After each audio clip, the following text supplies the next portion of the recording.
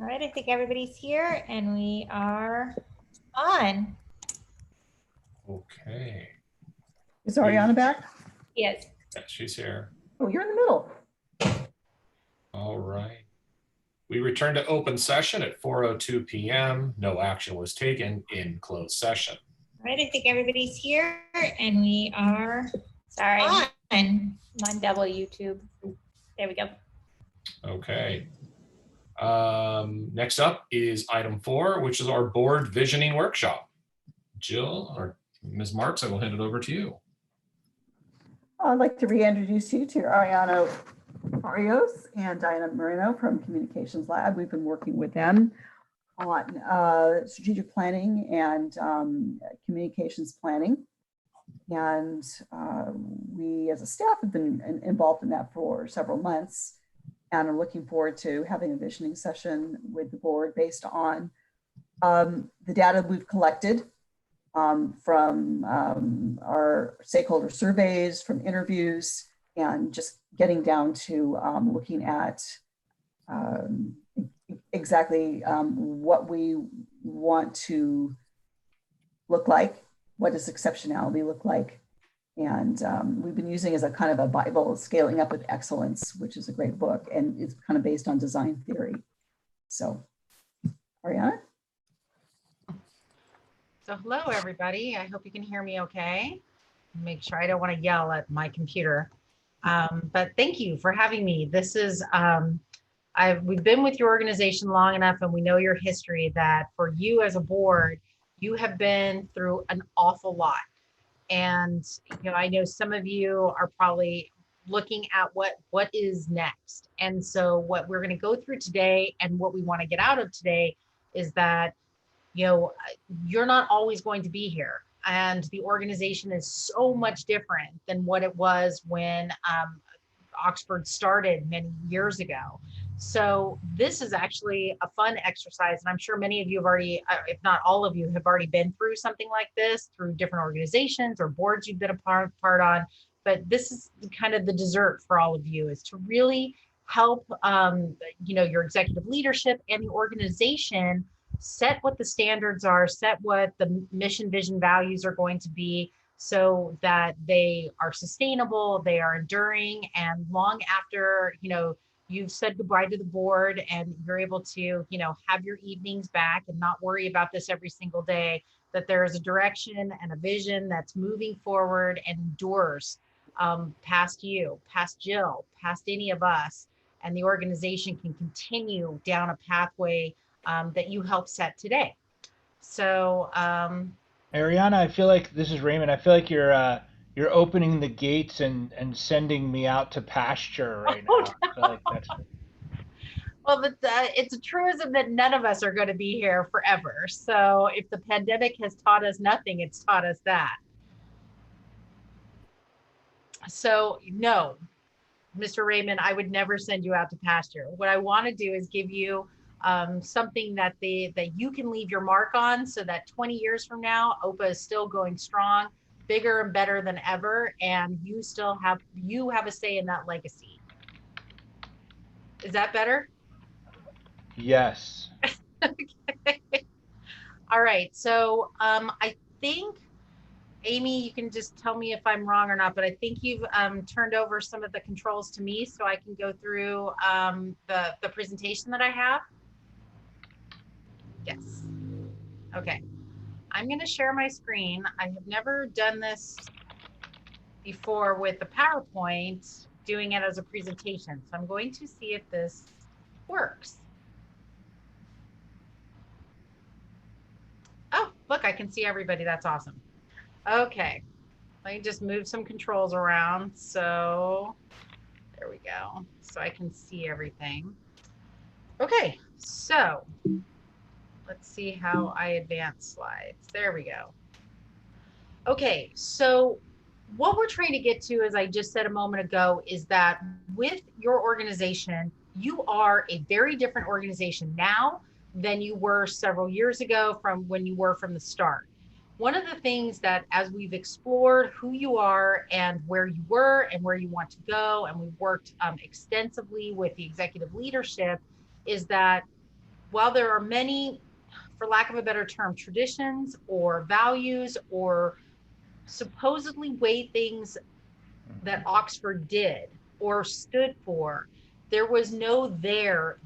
So there wasn't anything behind it that would allow the organization to hold itself accountable, allow leadership to hold faculty accountable. They were a lot of buzzwords. They were a lot of, kind of education speak that sounded really great, set you apart, but they were just words. And so we want to get to a point where everything that we do in mission, vision, values is one complete unit that allows the executive leadership to set strategy, but is always going back to that vision, always able to have that touchstone that is real, then set goals and milestones, metrics, and hold everybody accountable to those metrics, to that vision, because it's all aligned. And right now, we don't necessarily have that. So if we are to build OPA into something that is one of the enduring great educational experiences, not only in Orange County or in, the districts you sit in right now, but in the state and beyond that, we have to do this work so that anybody who comes after us knows exactly what it is, exactly what we're going for, and feels very comfortable in aligning themselves to that and aligning any future strategies and goals to that. The other interesting part about that is that you have the most amazing waiting list for people wanting to get into the school. What we're seeing in the surveys is that there's confusion. And what do I mean by that? In the surveys, there's not, you can have several different outcomes. You can have, certain words, you can have certain answers that rise to the top in the surveys. Now, we don't have the surveys ready for you just yet because we're still in the middle of our interviews that actually help inform and give more depth to the survey answers. But I can tell you just anecdotally from what I've seen in the surveys that the answers are all over the map when we ask people to give particular answers in certain areas. And what that tells me is that there is confusion, whether people know it or not, about what OPA actually stands for, what families were getting themselves into, what they're accountable for, what they can ask faculty to be accountable for. There is no doubt that there is absolute love for being at OPA, for being a part of OPA, but what does that mean? And that's where, when we see so many disparate answers, it means that you as leaders of the organization haven't made it completely clear to them. Does that make sense? So when they're coming in and they're getting their handbook or they're going to their first classes or parents are seeing homework at home, they're not sure how that fits in. What is that strategy? How does it align to the vision? What did I get myself involved with? So that's what we're trying to set and make concrete for the organization here. Okay. Any particular questions or comments at this point? Okay, so let's see. I keep forgetting where the controls are. Sorry about that. Okay, so today what we're going to do is we're going to go through a couple of exercises. The goal is to work on purpose, mission, vision, and values. And we're going to go over in particular, the mission and the vision that you have stated right now for OPA, because it's really interesting when I dug into this, some of the things that you currently have and where that fits into where traditionally you fit in with a mission and a vision. And on that note, right off the bat, I will start with purpose. So this would seem like it's really obvious, but you don't have a stated purpose for the organization. So now I would imagine that you're all sitting there saying, well, we're a school, we teach kids, so yes, it's obvious, but it should be stated. It should be something that's concrete in writing that we refer back to at any given time. It is our North Star. It is something that we are constantly striving for. And I'm going to see if this will allow me to There we go. I was missing my notes. Okay. So when we talk about purpose, what we want is something very short and sweet that is an action verb. It's something that you are actively engaged in. It is something that describes very succinctly the why. Oftentimes for companies, it becomes a tagline, and not just a brand, like a branding tagline or a marketing tagline, but it can become part of your internal tagline.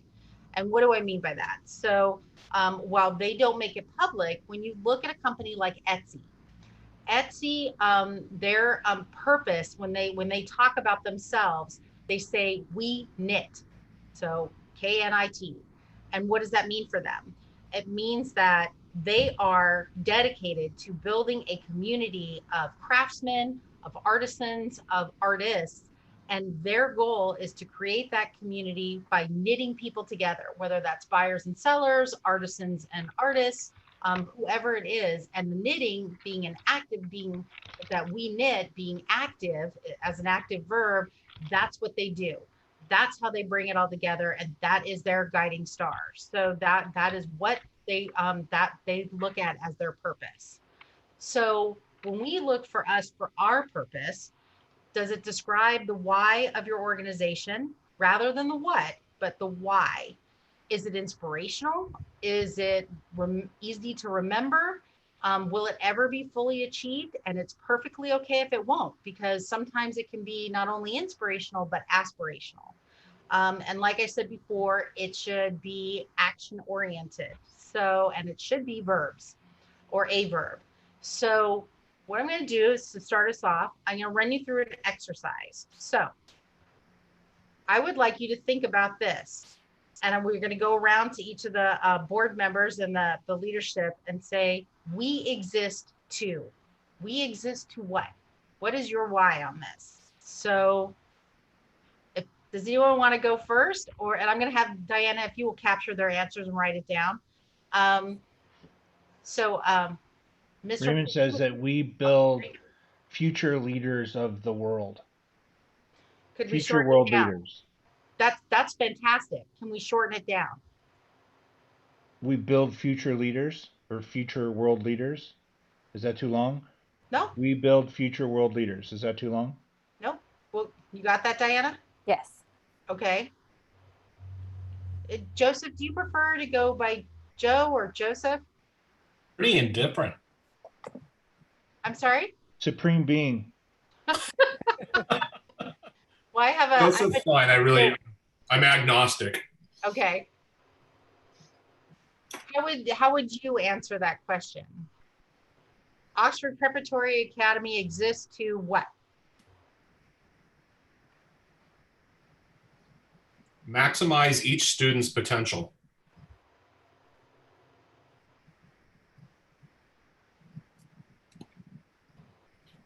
Okay, and I'm trying to open my, if I can see everybody.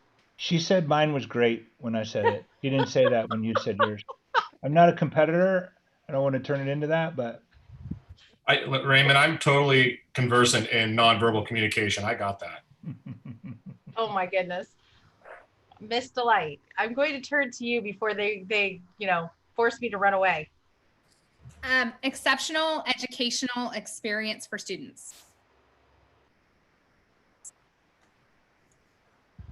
And Mary, do you want to take a go? Responsible leaders. So develop responsible leaders or grow. And I'm just going to preface this right now. This has nothing to do with this particular presentation. If you hear the national anthem in the background, we here at Communications Lab, we are filming all the virtual graduations for our local school district. So there is a lovely young lady singing the national anthem in the next room, and it's very loud to me. So if you pick it up and hear it in the background, that's what you're hearing. I wish I had that kind of skill to sing a cappella right to a camera, but I do not. Jill, sometimes David Barley breaks into song too. So don't be shocked if that happens. Can I do 2-digit math Jill, would you like to add to this? I had written it down. I think I'm going to pass and let my colleagues go because I found something that really resonated with me. I just need a second. She doesn't want to intellect shame us. That's fine. David, you want to go? Yes, let's see, we exist to prepare students for high school. Okay. Amy, your turn. I said we prepare students for future success. Okay. And everyone's was great. So what Mine is, so I'll add mine is, and I'm gonna, it's borrowed language, but I really like it. Create a better world through education. So all of you had very similar elements. All of you had action words, which is good. That's what we want. All of you were short. That's also what we want. And so where we're going to go with this is that Diana's going to write these down, and I know she has, so she'll ping them to me and we will come back to them a little later so that you can see them all together, and that we can talk a little bit more about, you know, how do we build those out, or even make selections if you'd like to go there. Because this is one of the areas, like I said, you don't have this now, we need to get this down. And I fully expect, Jill, that we probably are going to have another session because there's several exercises in this that we're going to be going through. Okay, so now I want to move on to mission, because this was one of the things that was really interesting when I dug into OPA. So this is currently your mission. This is on your website. This is on the handouts you give to everybody. So the interesting part about this is that when you look at a mission and you look at vision, a mission is supposed to be a how, and a vision is supposed to be a why.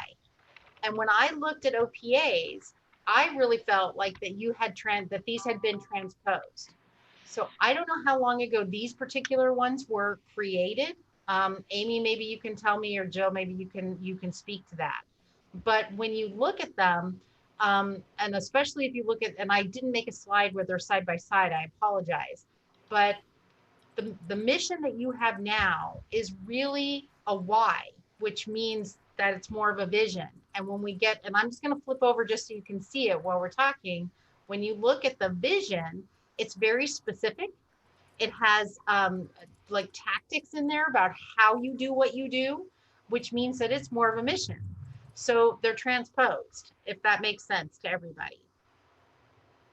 And I would just ask, Amy, do you know when these were actually implemented or built? They could go way, way back. I'm guessing they probably go way, way back, even probably to Chino, because it's not, these were the same ones that were on the Chino stuff. Okay. So it wasn't even unique to the school, to SOC or anything. So I'm guessing they probably go back 12 years. Since the And some of beginning that of even time. predates OPA. Yeah. Well, and that's So what, and the that's concepts taken from the founders. Yeah. I think I can print it. And that's why this exercise is so important, because that's not who you are necessarily anymore. And there are so many things that you're working together on right now. You've gone through some really hard times. You've gone through some really tough stuff. You have a new leadership. You have a new direction that you're going. You're working very collaboratively with your leadership to say, this is what will be sustainable. This is what will work. So that says to me that your mission and your vision probably no longer fit at all with where you're going. And that's why this exercise is so important, not only for you, but if, you know, any of you leave the board or your terms are up, you know, the leadership needs to know where they're going. That needs to be set. And then they take that and build everything around it that makes it successful. If all of these things are not aligned, then nobody can be held accountable for anything that goes wrong. Nobody can be even really measured against success, because there's nothing that it aligns back to. So that's why these things are so important. They're not supposed to be like these things that just sit on your website and nobody ever looks at them again, because then how can you ever judge if you're going in the right direction? Okay, so with that, I just want to just define this for you. When you look at a mission should describe the purpose of your business, can be the product or the service, which easily can be done for OPA.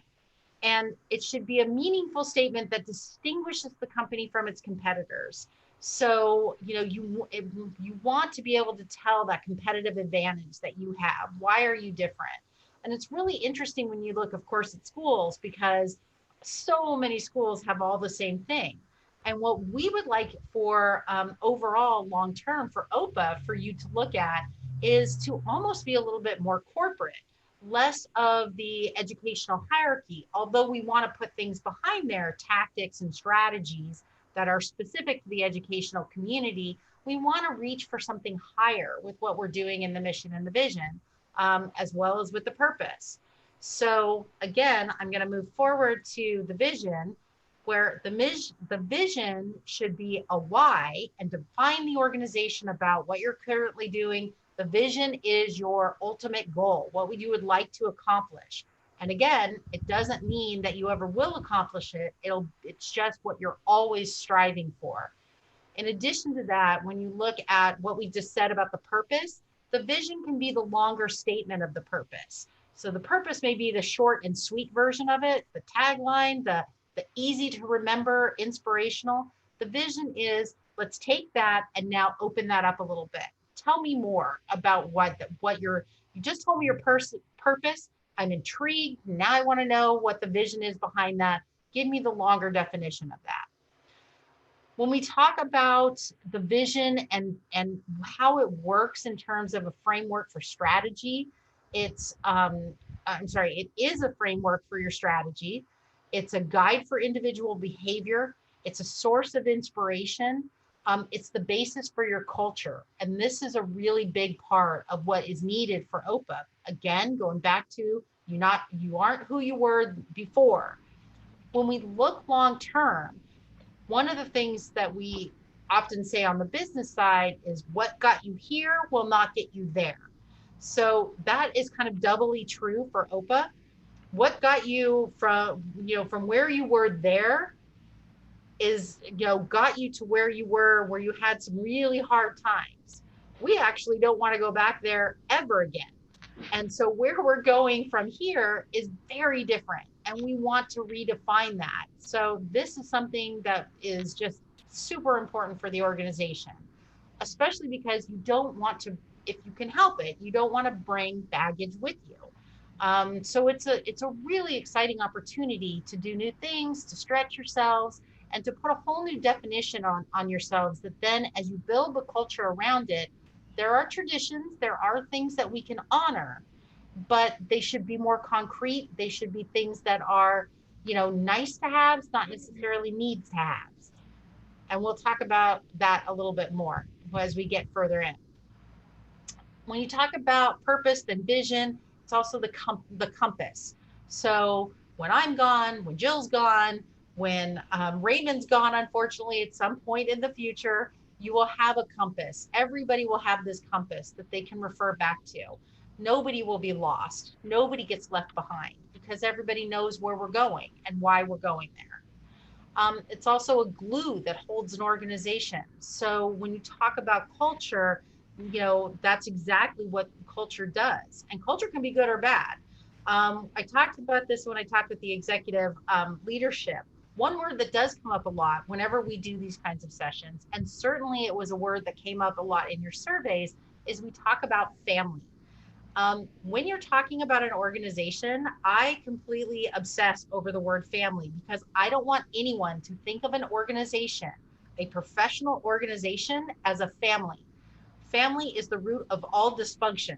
Family will let you get away with murder. Family will forgive you when you do totally wrong. We should not be a family. Family is not necessarily professional. Family can have all kinds of problems in it. What we really want to be at the end of the day is we want to be a community. And communities are accountable to each other. Communities have standards. Communities can be troubling sometimes. They can be, you know, all Miss Kravitzes looking over the fence, but sometimes that keeps us in line too. But if we're building a new culture for OPA, or if we're enhancing the culture of OPA, we really want to look more at using our words carefully and being more about the OPA community and not about the OPA family. So as we look at vision, as we look at mission, when we talk about our values, I want you to think really carefully about that, because family gets us into trouble. Which leads us into our mission and vision being a source of our identity. So this is your opportunity to help define the identity of the organization moving forward, and then having everyone else get on board with that and be okay with that and know exactly what they're getting when they join the OPA community. And then a motivator, huge, big part of it. You know, when we talk about new teachers coming on board, new faculty members, we talk about new families coming into the educational environment, we want to motivate them. We want to motivate them to improve themselves, to improve how they're doing what they're doing, for faculty to improve. When we talk about our purpose, when we talk about our mission, when we talk about our vision, we shouldn't leave anybody behind. It's really important that whatever we come up with collectively and we all buy into, that it's something for everyone. So, for example, I think all of you mentioned in one way or another leadership or leaders. Those leaders aren't just the students. Those leaders are also your faculty members. They're people in your community. Can OPA be the conduit for creating leadership everywhere?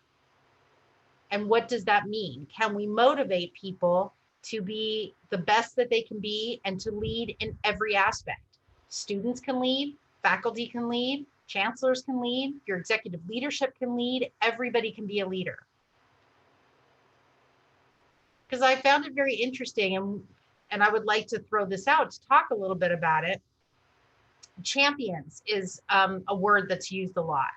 So, you know, I personally tend to like the word leadership versus champions, because I think everyone can be a leader. Champions has a certain connotation that can be not devaluing, but it can leave people behind.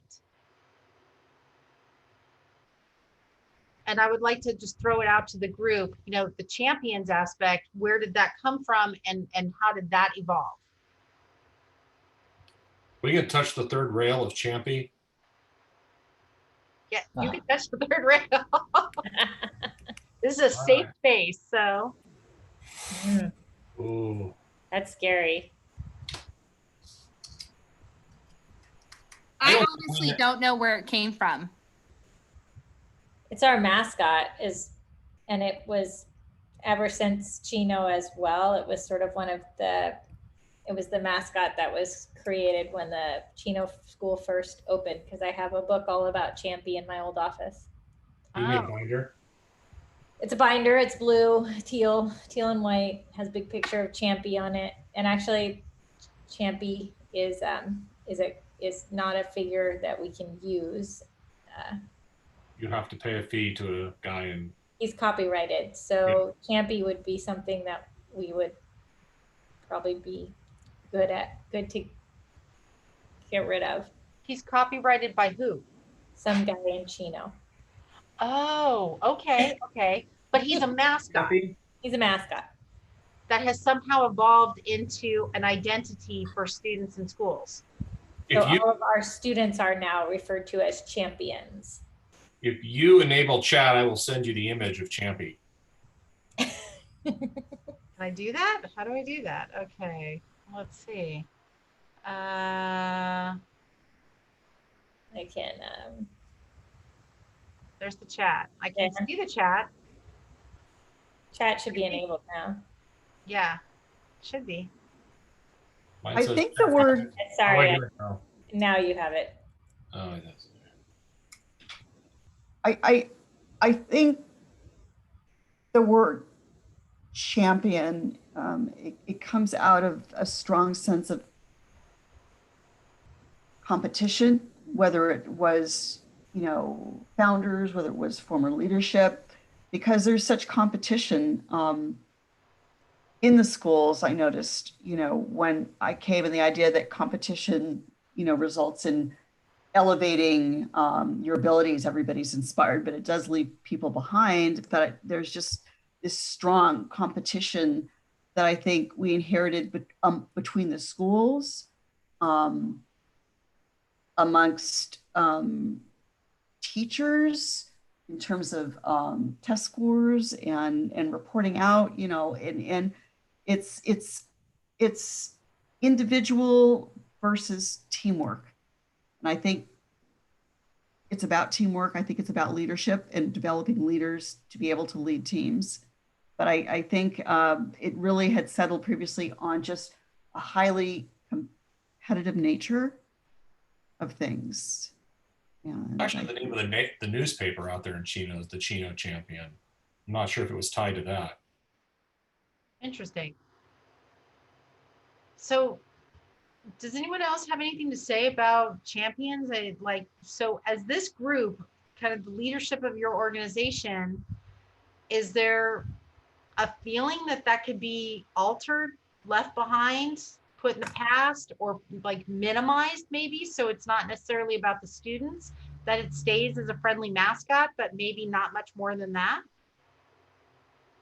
We were actually talking about maybe having mascots for each one of the schools going forward, because that would, create some school spirit and ownership and things like that. So I'm all for getting rid of it. So when we get a little further on and we talk about taboos, Champy is not going to be a taboo. Is that what I'm hearing? Oh, you could let Champy. Honestly, I think that the term champion as a mascot or as something to rally behind, it's empty. Because here we have a group of people and none of us can tell you why it's our mascot. We can't tell you what it embodies. But I think if you look throughout universities or sports teams, the good mascots, those enduring ones, have a backstory to it that the community or the school rallies behind. And I think champion is kind of empty. I don't think it maybe it held some value at one point, or it had a story, but at this point, I think, like a lot of what you said, nobody can pinpoint what it means. Mm-hmm. Well, and I think what it is that, if it's not about so much champions or champy, it's more about finding something that represents our kids. Yeah. And what they stand for. And I think that's why you hear so much about them being called champions, because they don't have something else to do it, because they'd rather say, instead of my student, they're a champion. It just sounds better. And so I think if there's, again, I think it's more about finding what might be a better solution. I personally like the idea of each school picking their mascot and having it be student contests and things like that to really kind of rally the kids to be a part of it. I'd also be really curious to know what the students said about it, because to me, are they really bought into it? Is it important to them? One thing that did just occur to me, where the origin of champion may have come from, is the organization had a history of awards were always a big part of the school. Recognition ceremonies, medals, certificates. And I think from some of the origin stories I heard from some of the founders from the SOC campus, there was a belief that it was important to recognize every student, which I think matches up with, I don't remember, it was our purpose, vision, or value, or mission, was to recognize students. And it wouldn't surprise me if it was tied into the idea that we're all champions. And that's why we reiterated it everywhere. And I think it was probably in that binder Amy was talking about, there's no such thing as students. Everyone's referred to as a champion. Yeah, and I think was kind of embedded, because all students were always referred to as champions in all of the different documentation and language. So, so I think that was sort of their, the identity of the students, as well as just that really strong push on recognition. But I think now, as we've, kind of moved away from some of the old things that were happening. I think a lot of our current students probably don't have that same tie to being champions. Some of our families who have been here for a long time, they always refer to the students as champions, but I didn't, because all of the classes are tied to a university, most of the teachers refer to their kids as, Trojans, or, that university. That's what the kids kind of relate to, and the teachers sort of relate to when they have their ownership in their classes. So that's why, like Delight said, one of the things we talked about was just for that kind of school unity to have student buy-in, to have students involved in actually picking a school mascot, so that they could really have that buy-in and have some ownership over that. When everybody talked about the purpose statement, and there were some really good words used, I didn't hear the word champion in there. So it's not like building champions. No one's necessarily holding on to that as sacred. I don't think so. It was a marketing differentiator so that you could say your child was not just a student local elementary school or K-8 school. Your child is going to something, again, that's better, more elite, called something different. That's where it came from. So, but I think too, it's no different than calling somebody a superstar, or, if you're a boxer, you're a killer, you're a you know what I mean? Something to get you into the headspace of being that super performer. If you're pick a thing, and so I think the champion was get in the champion mindset. You're a champion. You're not just an average everyday, get by student. You're a champion. So this is a different place here. So you may have been a student someplace else, but when you're here, you're a champion. And so while I'm not 100% connected to the word champion, I do like the idea that there's an elevated level of expectation for yourself. You should expect more from yourself, because we're going to get, we're really going to help you achieve the maximum amount, maximum efficacy, all that you can be. You're going to get it. We're going to get it out of you here. Academically, teamwork. Whether you're in some group or chess club or esports or whatever. This isn't just you're not a survivor, you're a thriver. You're not a And I don't mean to say that survivor is a bad word, and I don't mean to say that any of these words are better than the other, but it just gets you into that headspace. You're a climber. We're climbers here. We're getting to the top of the mountain, so you're a climber. And so every time I say to you, hey man, I need all my climbers to pay attention, it reminds you that we're heading for the summit. Yeah, I think champion had a lot to do with this era that going to the school made you better than others. It set you apart. And people initially rallied around that piece of it that made them better, that united them. But I think the point we're at in the evolution, that redefining what that means for everybody is important, and sort of leaving some of that mentality behind.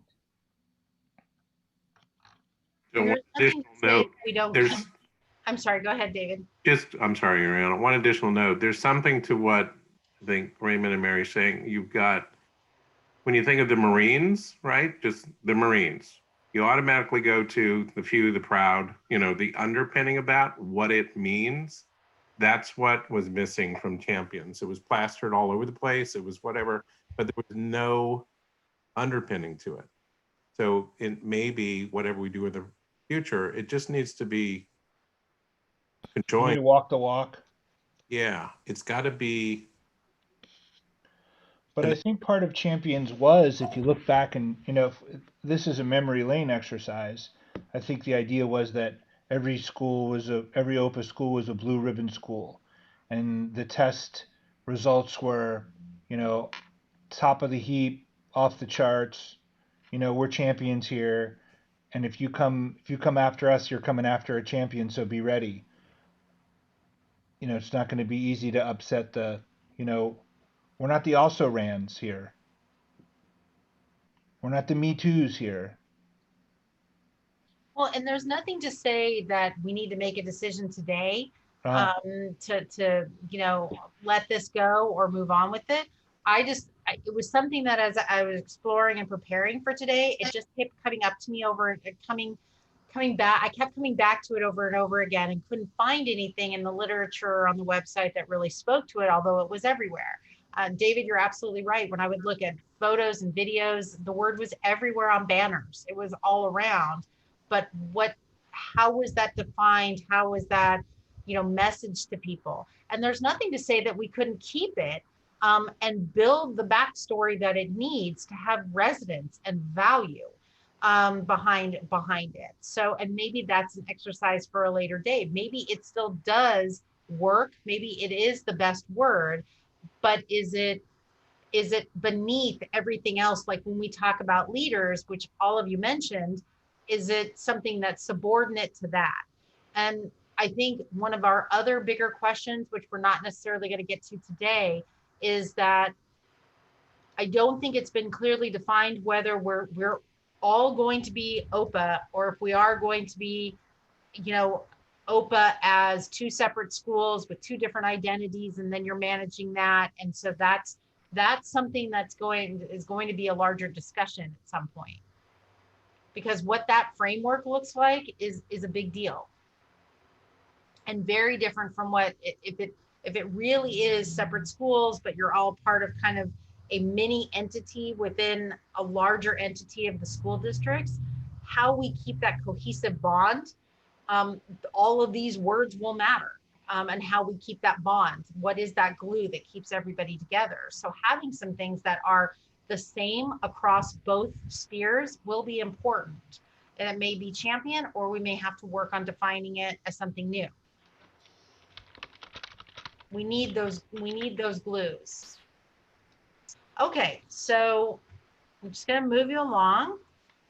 So how I prefer to look at this is this order, because everything needs to build each element one upon another, so that there is a cohesive message, a cohesive understanding of an organization, so that it then builds into and all makes sense for your overall vision. So I'm using vision in two places: vision as one element of these 4 steps, and the overall vision, which is encompassing all of these things. So then the organization has its guides, so to speak. So what I suggest here is that as we build it and then we share it once we build it, it's your purpose, your North Star, your vision, your why, your mission on your how, and then what we're going to get into as our big exercise for today is your values. And your values are your boundaries. So as we define our boundaries, and we're going to do that, go using the exercise of the taboo and the sacred, is that the values then are our guide rails. Okay, we know what our purpose is. We know why we're doing it, and we know how we do it. And we're going to build strategies for that and tactics and put in goals. But everything we build will be built on the basis of, does it meet our values? It's great to be a champion, but if you become a champion by cheating, you're not a champion. And you just about violated our goals. And that's a problem. And we will hold ourselves to that, and it makes you accountable to that. So everybody knows what the values are, and it keeps us in line, keeps us moving forward without going too far out there. And it tells us when do we really succeed? If you succeed and go outside the lines, it's not really a success. And I think that that's a really big lesson that we then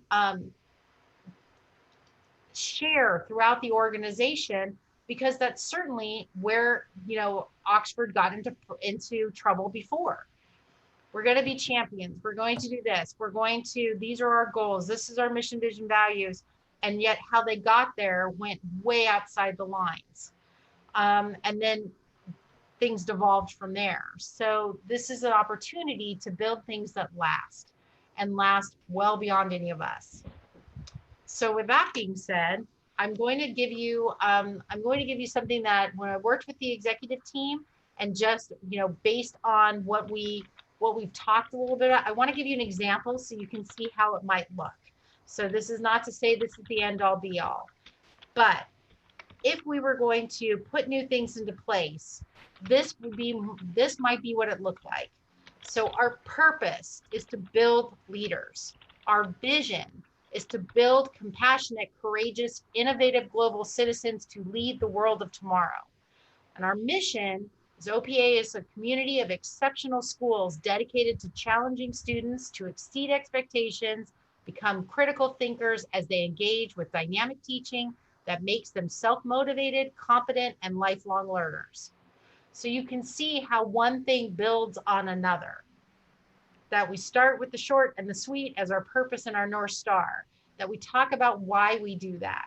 Because we want to build compassionate, creative, innovative global citizens. And then the mission is more about the how we do that. So does that make sense? Does anyone have any questions about how these might work together? And again, I'm not trying to feed anything into, say, this is what it is. Thanks for sharing. We're moving on. I just want to give you an example of what it might look like once we finish our exercises.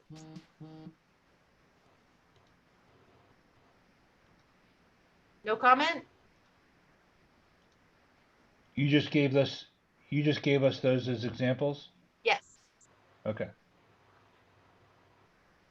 And I think what's interesting is that based on what you all said on the purpose, you can see how what many of you said is the purpose could easily fit into that. We're already going in a similar direction, that you are already seeing how this might work. So part of what we'll come back to you with is with what Diana is writing down, with what the executive leadership has already provided, and what you're going to provide today is we're going to come back to you with a series of options for you to look at so that we can make some selections and we can narrow this down, because I think we're actually really close in a lot of ways. And when you do the rest of the exercises, we're going to be even closer. And all of that will then take us forward. Okay? All right, so now we're going to go to an exercise. I would love to have all your screens on, but now we're going to talk a little bit about what is sacred and what is taboo for Oxford. So this is always really fun. And I will tell you that this is actually an exercise I ran for my own company. And it's one of the exercises I learned at a business conference, at a business leadership seminar I did last year. And it was really interesting because for my company, I run a very small business. So, we had not, as it happened, gone through all the mission, vision, value stuff because we were so small, we just didn't think we needed it. But what we found is that when we actually did go through the exercise and we went back and asked our employees what is sacred and what is taboo, you don't even realize what you're teaching people or what you say, your leadership says about an organization or about who you are. Until you ask everybody else to write these down. And it was very fascinating to see that the things from either my own personality or from the senior leaders in our organization had already been modeling for the rest of our staff. And so I was very heartened to see that some of the things that were most important to me as just a human being and as a leader and then as running a business were things that I was actually modeling to people and that they considered those things sacred for the organization. And for us, one of the things that was sacred is celebration. So that was a word that came up over and over and over again. And it came up in a variety of different ways. It came up in terms of we celebrate birthdays and we celebrate holidays and we celebrate each other, but also came up in a way of we celebrate the losses.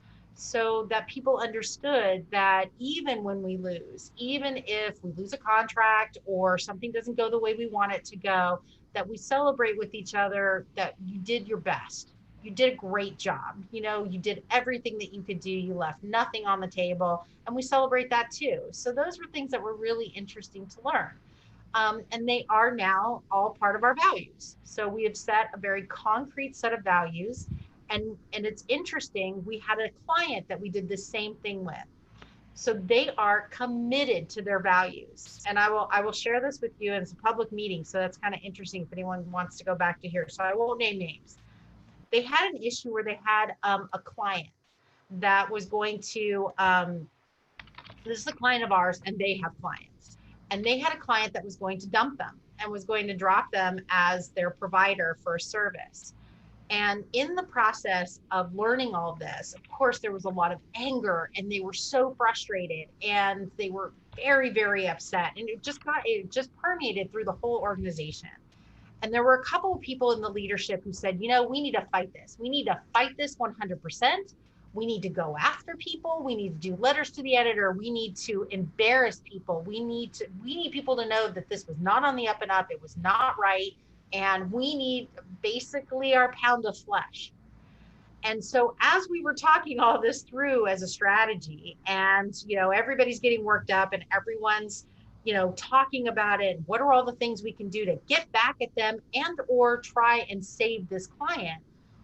You know, we had one person in the leadership team who stood up, and boy, God bless her. It was really interesting because at the end of all this yelling and screaming, and here's what we're going to do, and we're going to make this happen, she said, does this meet our values? And everybody was quiet.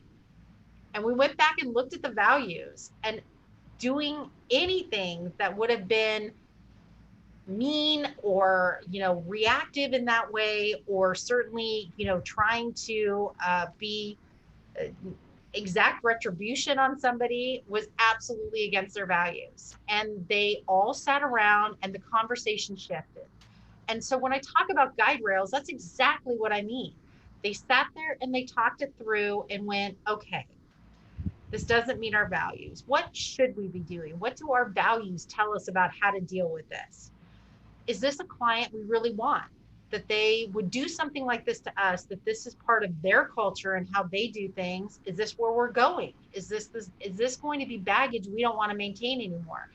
They spent about another 30, 40 minutes talking it all through. And while they all recognized and realized they had to talk about that this was, you know, something that was so disheartening, and they were filled with anger about it, they needed to talk about it and get it out and then leave it on the table and leave it behind. And it was a whole new mindset about how they were going to do things, because they didn't want a client who would treat them like that. And they didn't want to be the type of organization that would treat a client that way. So it made a totally new shift in how they would do things. And they're much better for it. But those values were so important. It helped them make a huge decision like that, even when they were angry, even when they were hurt, even when it might hurt the organization. But part of that conversation was, it'll hurt our organization in the short run. In the long run, this is not who we are. So that's why these things are so important. So with that, now we're going to go through the exercise. So part of how we build values is to, one, look at what is sacred and what is taboo in your organization. What are things that we absolutely 100% can't leave behind, or that are really intrinsic to who we are? Now, I asked you to fill out a sheet. I'm going to ask you to read those off, and then Diana will be our secretary on that. But as we read them off, it is perfectly okay that these are your perceptions. I would like you also to be prepared that those perceptions, or those things that you think are sacred or think that are taboo, will be challenged. They may be things we do need to leave behind, but we need to discuss them. And we need to talk about if they are still right for OPA. So I think this is going to get interesting really fast. So I will say that, let's see, Raymond, you've had a first go, and Joe's had a first go. Mary, would you like to go first on this? Sure.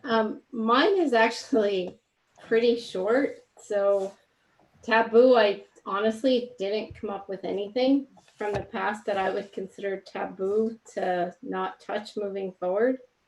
And the two things that I came up with for sacred are more where we are now, which is about commitment to do the right thing for students and the community. And then the second one I have is focused on education. And how do you mean on focus on, just, you mean as a statement, we are focused on education? Right. So like when I came up with that, like, Nike says, just do it. The thing I kept coming back to is challenge to learn. Okay. And I didn't have anything in the taboo category. well, let me ask you about that. So, well, and I completely appreciate there's nothing necessarily that's taboo in terms of leaving it behind from the old way. But thinking about where you are right now, is there anything, or going forward, is there anything that you would like to see that would be taboo moving forward? And that could be, what don't you ever want to happen again? What do you want to see to make sure that like leadership knows these are things that I don't ever want you to do? Does that make sense? I would just say going backwards. Like it's a huge thing. That's great. I think we've all learned a lot of valuable lessons from it, and we're on a positive trajectory. So it's just about not going back and looking forward. Cream for that. For me. You're getting a little bit, some bumps on your face for sure. Those are great.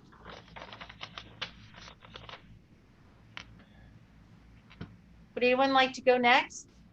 I'll go, but I just want to, I'll do that under protest because Mary's a curve buster. So whenever she goes first, it's like, it's a straight downhill.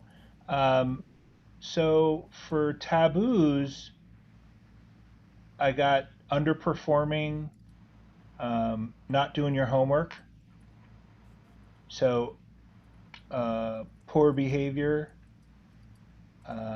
losing and staying down. So you might get knocked down, but you better be right back on your feet. So resiliency. Resiliency is, yes. I was getting ready to say that word, resiliency, Ariana. Jeez. I saw it in your eyes. I could Thank see you. it from here. Thank you for that. I appreciate you. And sacred is the teacher champion relationship, educator support, be super supportive of the educators. And there's an elitism, a la champions. And so we walk tall, we walk proud, we have a blue ribbon school, we put a banner out front. Everybody knows it.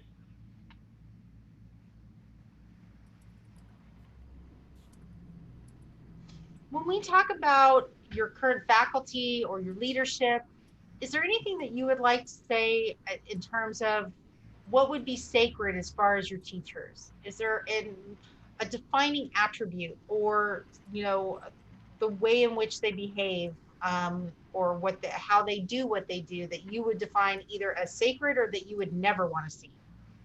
Well, I would say that we expect exceptional performance. And in exchange for that, I feel like we have an exceptional compensation plan. So it's one of those where I feel like for a long time we had these exceptional expectations, but we were kind of like a little bit wah wah when it came, right? So I expect top 10 performance, but when you look at our compensation, we're sort of lower third. But how do you resolve that? So I think one of our challenges for David and Jill and Amy were to come up with the money to make sure that if we have top 15 expectations, that we're top 15 and we're fully aligned with that. And so that's where for you not to be successful at OPA is a lot different than not being successful somewhere else because we really do have that top tier expectation. So it's if there were a place that you were going to struggle, it would be here, because we do have such high expectations. You know that student involvement, is going to be high. Your commitment to the classroom is going to be very high. Your commitment to personal development is very high. Would you say the same for parents as well? I think parents bring their children here, I don't want to say to abrogate their piece of this, but it's kind of like, here, make my kid a champion. But with everything you just outlined for students, and even for teachers as well, would you say the same holds true for your parents? Because there is a So, certain level of expectation for parents as well, right? well, there is, in by way of, the homework commitment is is not insignificant, and so you're going to have to, carry your books. That came out in many comments in the surveys. Well, I'm not saying that we're efficient.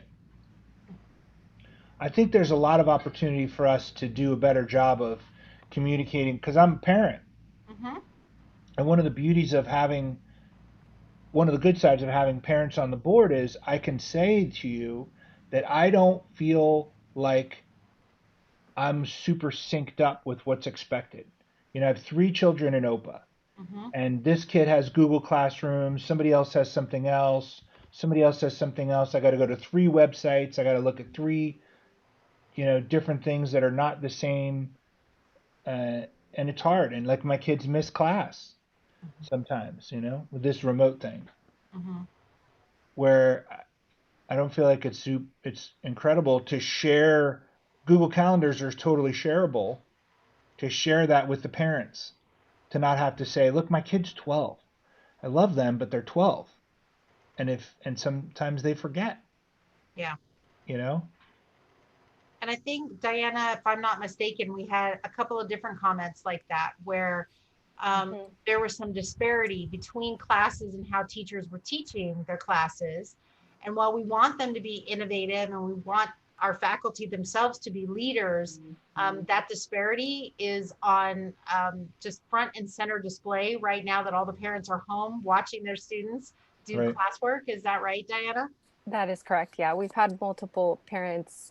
They're absolutely impressed by the speed with which OPA was able to pivot, over to distance learning. But what they're seeing, especially with the younger kids, is maybe there's not enough length in terms of instruction. Maybe they're not getting enough emails and reminders to be able to stay on top of what kids are supposed to be doing. And parents with multiple kids, they are kind of highlighting the difference that they're seeing between, what one child is receiving versus another. So definitely something for us to But keep consider. in mind too that, this is where Amy, um, and David and Jill, they just now have begun to get their hands around expectations. And just like in any organization, you have superstar A players, and you have people who are, mid B players.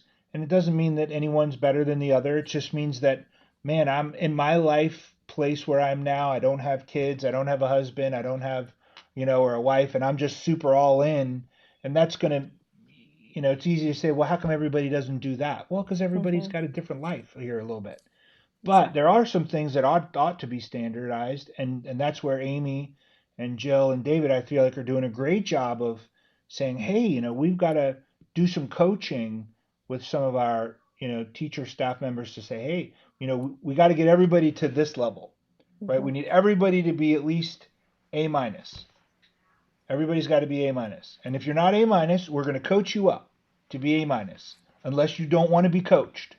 And if you don't want to be coached, now that's a whole nother thing. It's why we have closed session. So Yeah, there you go. Touche. And I would just like to add, I think there's another point with the parents, especially, and on the expectations, is it's not just helping support your kid in like the homework, but it's helping finding ways to support all of OPA. And, parent participation, I really feel, is part of the commitment to being at OPA. It's part of what makes it community. And I think that's part of a strength of our culture. So when you're talking about being exceptional, it's not just just for, it's for everybody to role model that for the kids. And would you say, Delight, would that, I mean, because that sounds, you're so strong about that. That sounds like it would be something that's absolutely sacred for the organization. Yes. So if we can go into that a little bit more, and I know, I'm sorry that you didn't get the memo on everything, but as you can see, I want to talk about things that might just be top of mind for you. So when you think of things that are, you know, you can think about the old way, or you can think about where we are right now, or you can think about going forward. What in your mind would be things that you would want to be seen as kept sacred or made sacred, or things that should be taboo? Well, I think one of the biggest things is that, you know, one of the reasons it's a school of choice, right? So people want to be there because they want to learn and they want to have a good educational experience for their kids. In my mind, there's some fundamentals that I know attracted me to OPA and attracted a lot of others, and that's with multiple intelligence. You know, finding ways to teach the kids the way that works for them. So to me, that's a component, that's an educational component, but I really feel it's a fundamental area that is important to OPA. It could be done better than it's been done. It's not, to what Raymond was talking about, it's not across the board being implemented and utilized the way it should, but it's definitely an area where I think it's a differentiator that could make an impact. The other thing is that, you know, it's really about, you know, it's funny, Raymond put importance of supporting education. I have the same agreement with that. You know, it's about having a whole system of support and a village to support the kids. To me, that's one of the things that makes the school unique, is because it's a smaller community and most parents have multiple kids there, and it's creating that sense of community that are going to help our kids thrive. And if they need help, they're going to be able to get it. And then the other thing is that, you know, just having an exceptional educational experience. You know, if they wanted a regular experience, they could be going to any other school, but really they're going to OPA because it's a cut above the rest, academically, socially, you know, these kind of elements. So when we talk about, you know, and some of this actually is coming through in the surveys, people are talking about what by definition to them individually is making OPA stand out, unique, you know, what are those differentiators so that we can grab onto them. Some of them are old, and that's what's going to be so interesting about this, is that you really are in this, you know, unique transition period where, you know, you have parents, and you can see it right in the data, in terms of, if we split the data between parents who have been here over 5 years and parents who have been here 2 years or less, there's really a separation in how they look at things. So it's not to say that that's right or wrong, it's just different. And while we're talking about setting new standards or setting, you know, in stone kind of what our sacreds are and what our values are, it is really going to be interesting to say, okay, let's take some of the data from the new people and see what they're seeing, and because they're seeing more of your new things, more of your new leadership, new faculty, different ways of doing things. So that's going to really help inform this as we, you know, finish this particular exercise. And Delight, did you have anything else that, like, you talked a lot about like the sacredness, but what about taboos? I honestly think a lot of it's been covered already. I honestly wish I would have been, I would have checked my email last night, because I would have had a lot more time to think about this. And it was my fault. I sent it late to Jill, so she sent it late to you. So I apologize for that. No worries. If I have others, I'll definitely let you know. I think that it's more about creating the overarching vision and then figuring out how everything fits within it. I definitely know that there are certain hot topics that, you know, depending on where you sit, you might have an opinion on, but I think we should be open to discussing, you know, what's best for OPA in the long run. Okay. So Ariana, can I just add one thing? Yes, please. There's a couple adjectives that I think we use a lot, and in order, I think, to have them part of the future and set standards, we need to agree to what they mean. So exceptional performance means different things to different people. And the word exceptional education, or I forget the word, but when you're setting the bar with adjectives that a lot of people align with, I think it's important to understand what it means to everybody when you set that standard, right? Because for some, an exceptional performance may mean I do my job the way people ask of me every day. Check, I'm good, right? And when it comes to education, an exceptional education for some may be my child goes to school and has a really good time and interacts with his friends, and the academics are good. They're not like a super high bar, but they're good, and overall they're happy. So that's what's important. So I think it's really important to define those so we all agree to what that means to go to OPA, right? And then people make choices about being there or not being there. Well, and you bring up an excellent point, because we had a long conversation about this when we spoke with your executive leadership, because you're absolutely right. Different things mean different things to different people. And when we talked about, like, for example, what Raymond and I were just talking about, that, resiliency versus just being a champion. There's a difference there, and they mean very different things.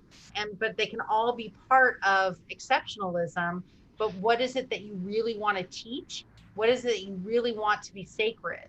And what honestly is more accessible to everybody in the organization? That's another aspect that, as we dive into these things, we could talk about, because it is important that, like I said before, that the words that you choose not just be about the students. I think Delight brought that up. It needs to be about the community as a whole.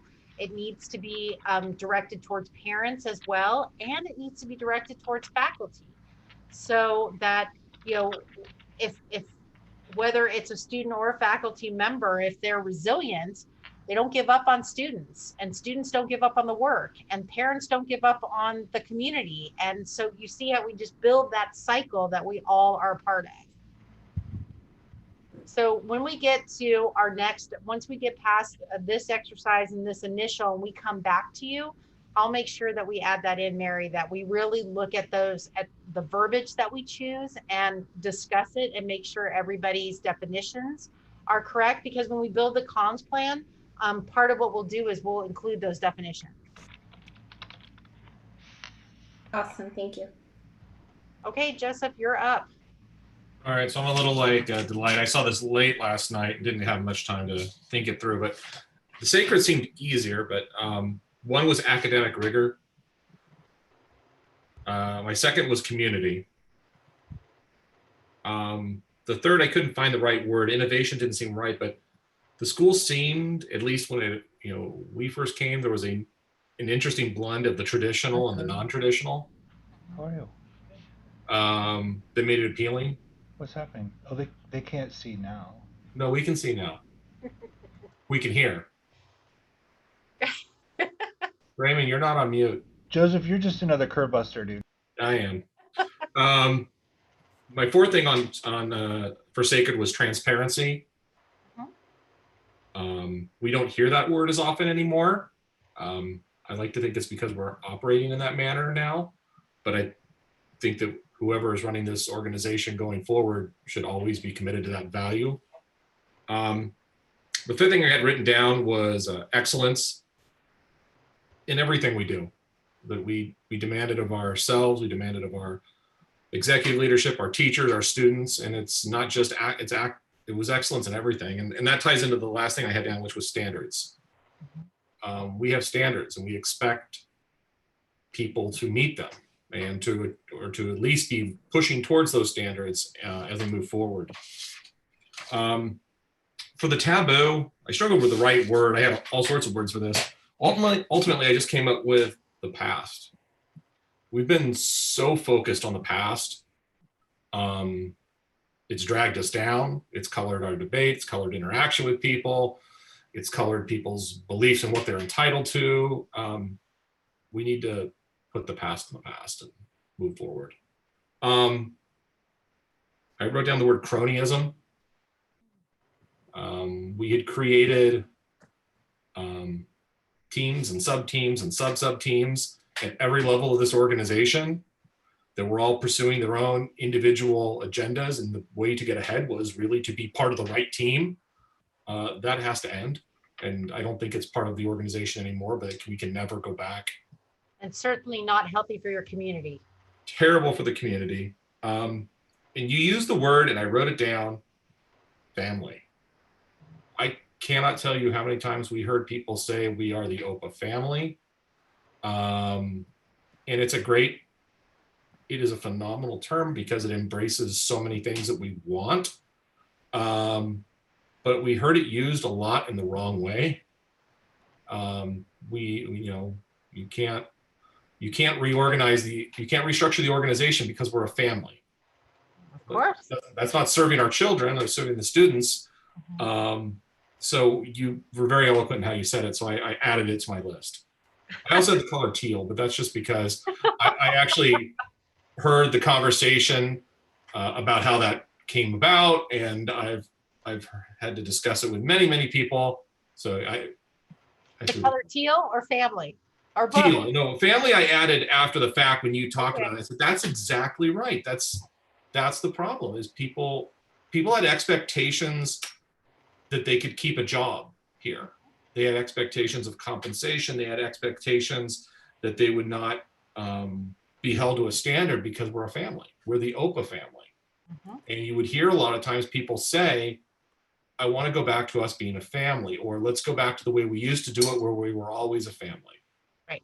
And it hides a myriad of sins.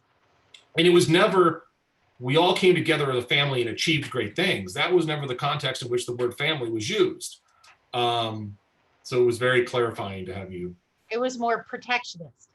Yes. Protections and justifications.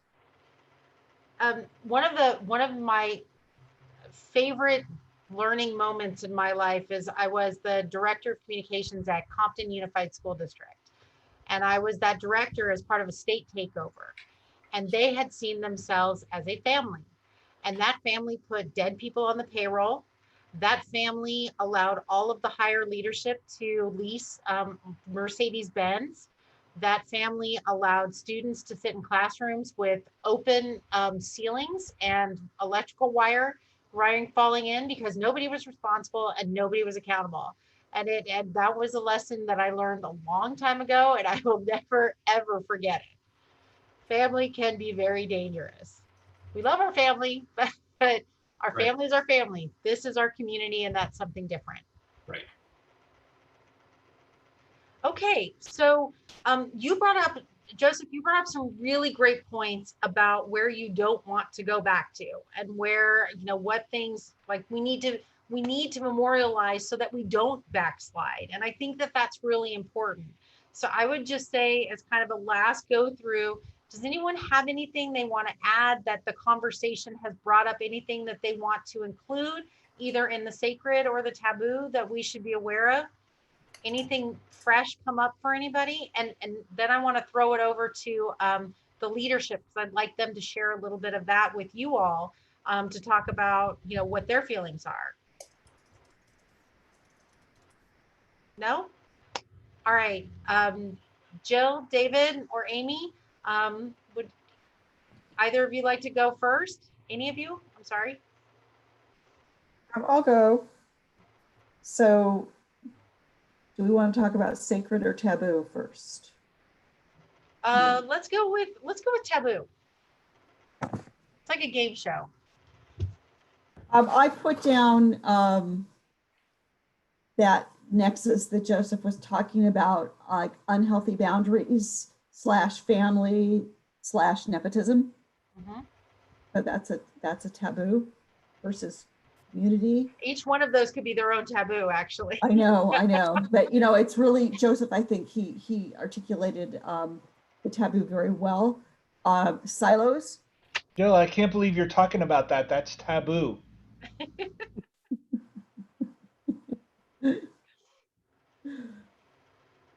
So silos are taboo. Footprint versus mindset. To me, that's taboo, because really the focus was, and I think as it is with many organizations, it's about scaling up as just the bigger footprint without going through the kind of exercises we're going through. It's also part of the history too of and it's part of the problem with charter school strategy in California is about growth. And that kind of crashes and burns, you see retrenchment, you don't see quality. And in the history of this organization, there was massive growth, and there's just, we don't have as many schools as they opened anymore. So I think those are some of the taboo things, this footprint versus mindset. On the other side of the foot, sacred is, to me, it's growth mindset, integrity, really everybody living into those the values, everybody in the organization. We talked about healthy boundaries, / to me, professionalism, respectful relationships, exceptionalism, and accountability for everybody.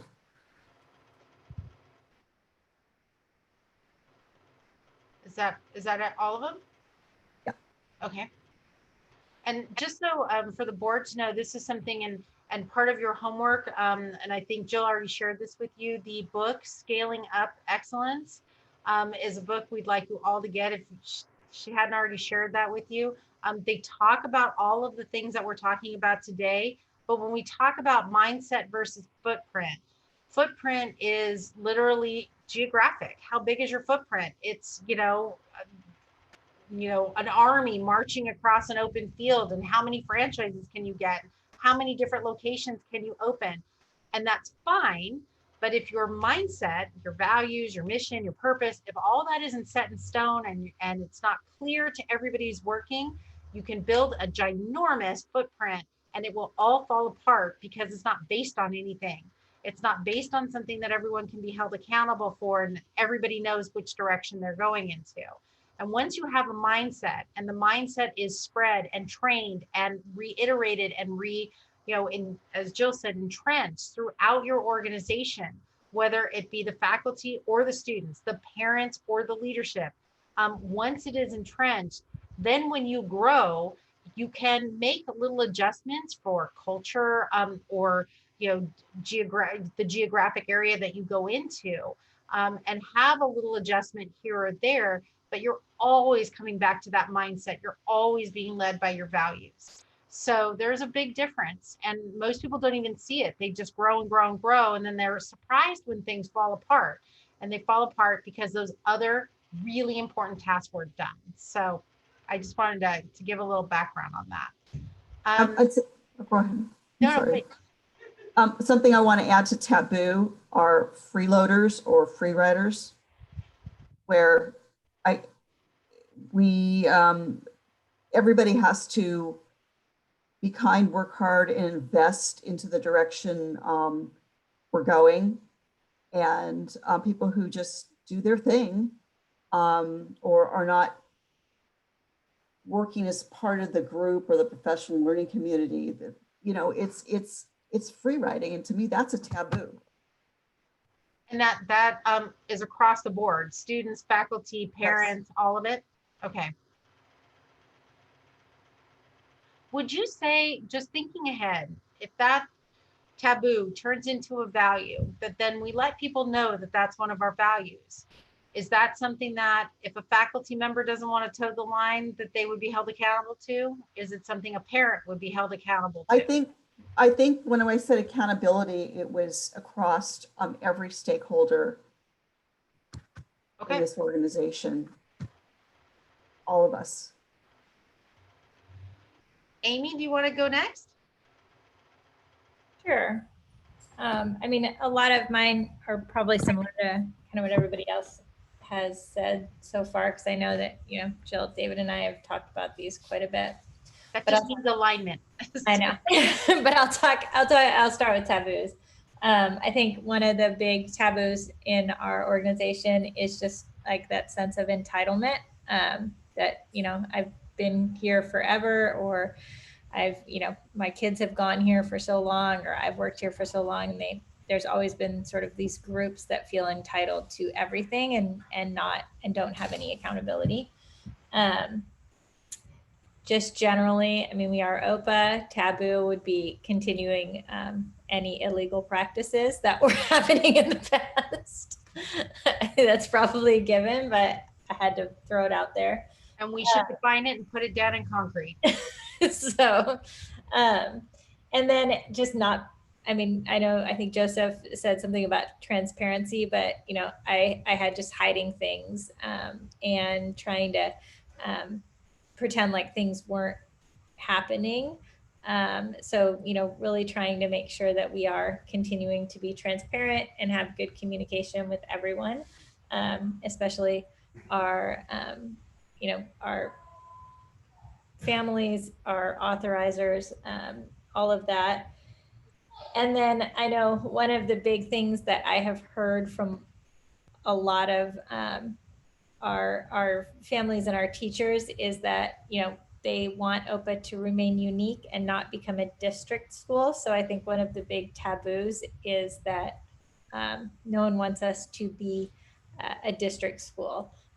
They want OPA to be different and unique. So then going into my sacred, starting off with that, always making sure that we are unique and kind of have our own vision, and that we are providing things that maybe students wouldn't be able to have access to at some of our other surrounding schools. That's why families choose to go to OPA. And then also making sure that we are really focused on student achievement and students really working towards their highest potential. And then making sure, kind of going back to some of the things that are really our focus, but making sure that we are incorporating multiple intelligences, but incorporating it well, using it to actually differentiate and make sure that we're meeting the needs of all of our students. And then I think one of the big things that I saw when I first got to SOC last year is just making sure that we continue to all collaborate and work together. And it is really, you know, OPA shouldn't be a family, but we should be working together like a community and in unison, and everybody working towards a common goal. So those are my sacred things. That's great. All right, David, you get to, you know, be the caboose on this one. I'm playing cleanup. So under taboo, I have one thing that's not been said, and I think the grapevine and other communication tools were in the past significant forms of communication. That's how communication happened. To me, that's taboo. If we're communicating in the right way through formal channels and informal channels, then I think that's the way we should be. And then under sacred, so that's all on taboo. Everything else has been mentioned. Sacred, that's maybe new, is engagement. So engagement of families, that really, and really all stakeholders, that engagement is something that's sacred at OPA and makes us more unique maybe than some other environments. It's palpable, right? And it's unique. I said we have a process-oriented approach. I think college bound with our universities.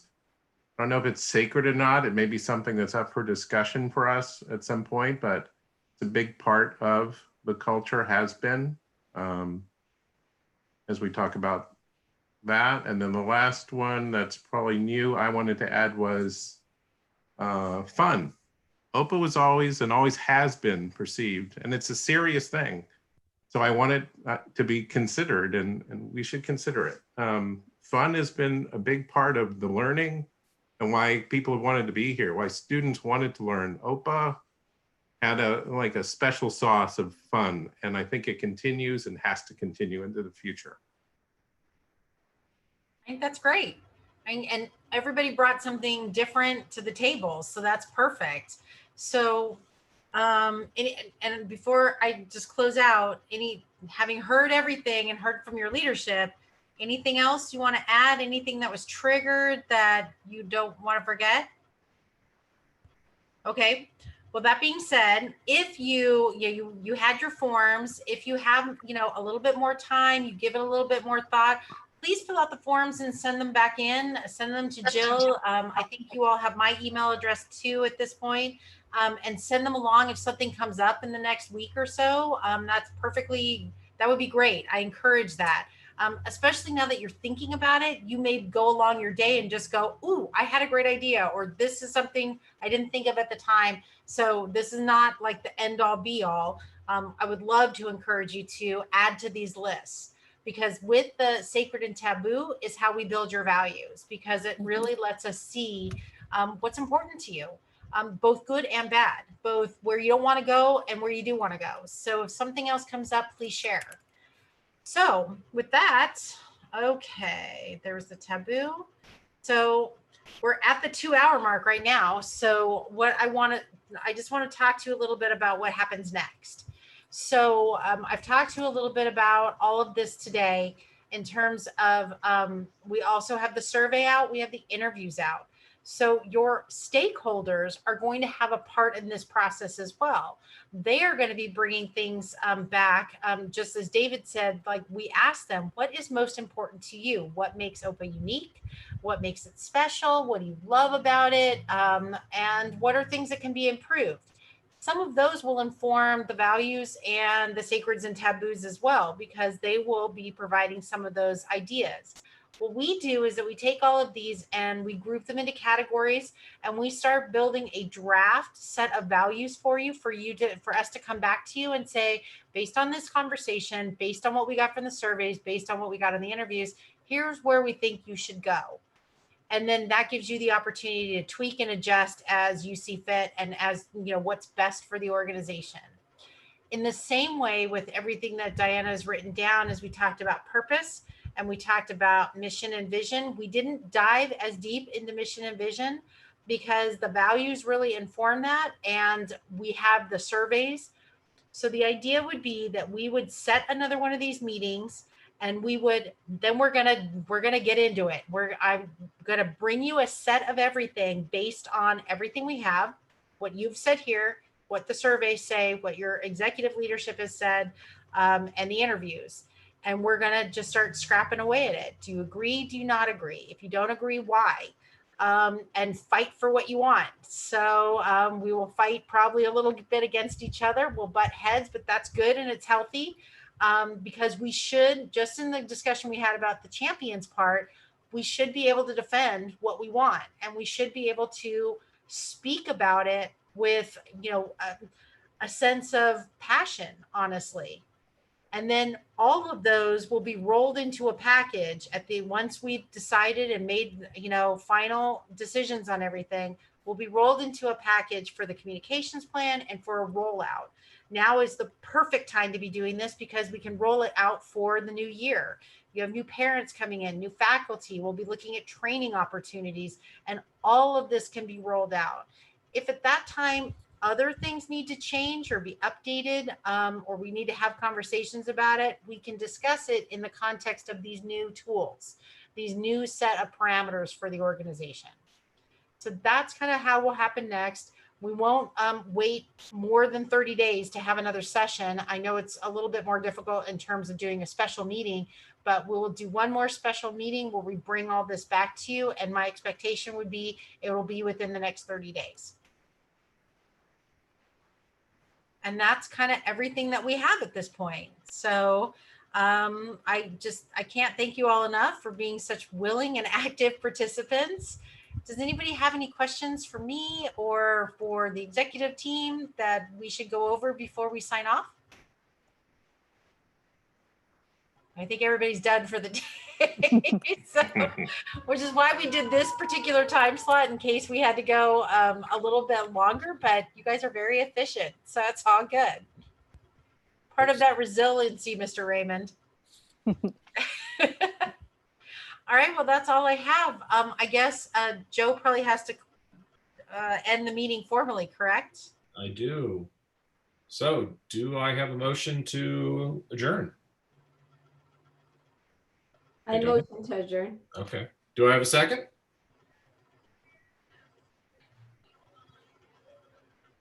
We can Second. say. Okay.